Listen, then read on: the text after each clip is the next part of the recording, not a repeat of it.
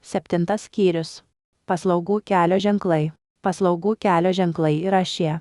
Vieta, kur suteikiama pirmoji medicinos pagalba. Ligoninė. Degalinė. Transporto priemonių remonto dirbtuvės. Plovykla. Valgykla arba restoranas.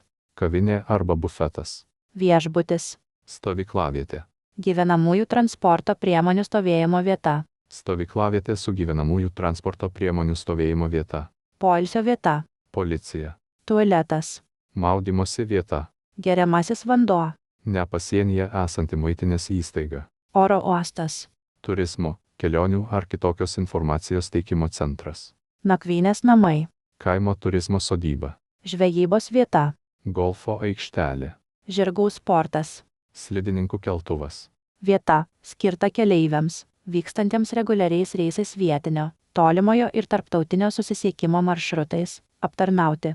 Vieta, skirta traukiniams priimti, skirstyti, formuoti, praleisti ir išleisti, keleiviams, bagažo ar krovinių siuntėjams, gavėjams, aptarnauti.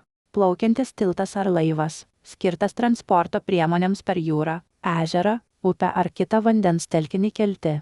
Kelio ženklų gali būti pažymėtas uostas, prieplauka arba valčių nuleidimo vieta.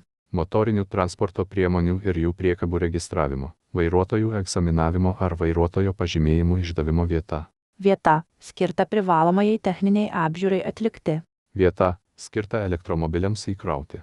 Vieta, kur įsikūrusios gamyklos ar kiti pramoniniai objektai.